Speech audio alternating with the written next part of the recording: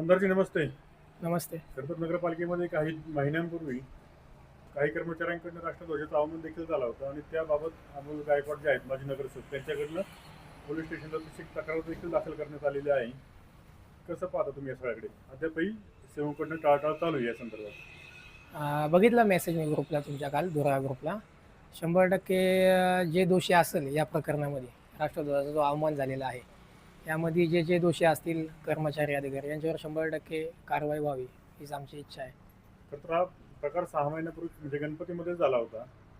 त्यानंतर त्यांनी अनेकदा पाठपुरावा देखील केला. परंतु सेवकडनं मात्र चालढकल केली जात होती. कसं पाहता या सगळ्याकडे? ठीक आहे, तुमची आता मोरेसाहेब बातमी बघितली, काका तुमची बातमी बघितली आता. त्यांनी सांगितले जे फिर्यादी आहेत, ते फिर्यादीसुद्धा माजी लोकप्रतिनिधी राहिलेले आहेत. ते सुद्धा नगरसेवक राहिलेले आहेत जुन्नर शहराचे.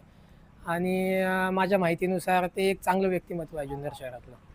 तरी CO यांनी चालढकल केली असेल, त्यांना सांगितलं का आज कारवाई करू, उद्या कारवाई करू म्हणून. शेवटी नाईलाज असतो, त्यांनी पोलीस स्टेशनला त्यांनी जो अर्ज केलेला आहे तो योग्य आहे माझ्या माहितीनुसार. आणि यात जे कोणी दोषी असतील त्यांच्यावर 100% कारवाई व्हावी. कारण राष्ट्रध्वजाचा हा अवमान केलेला आहे. याच्याने आमच्या सर्वांच्या भावना दुखावल्या गेलेल्या आहेत.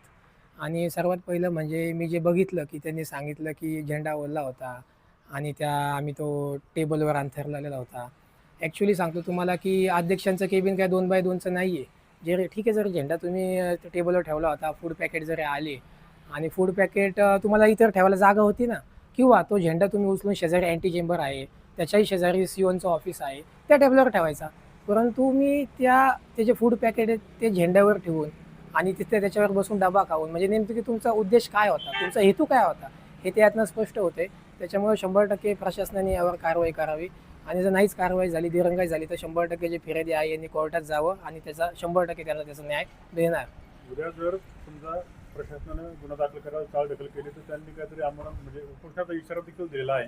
तुम्ही पाठिंबा द्याल त्या उपोषणाला? 100% राष्ट्रध्वजाचा ज्यावेळेस विषय येईल, राष्ट्रध्वजाचा ज्यावेळेस विषय येईल त्यावेळेस 100% हा कोणीही असू, याच्या जात पात धर्म हा बघितला जात नाही.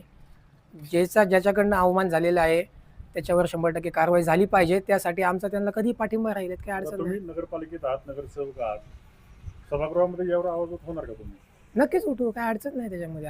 आवाज उठवणार म्हणजे तुम्ही असे प्रश्न आम्हाला विचारलेच नाही पाहिजे. आम्ही लोकप्रतिनिधी आहेत, जनतेने आम्हाला विश्वासाने निवडून दिलेला आहे आणि त्याच्यामुळे याच्यावर आवाज उठवलाच पाहिजे. नाही उठवला तो लोकप्रतिनिधी कसला जो याच्यावर आवाज उठवणार नाही. तो जर ते कर्मचारी दोषी असतील तर त्यांच्यावर 100% झाला पाहिजे. 100% 100% झाला पाहिजे.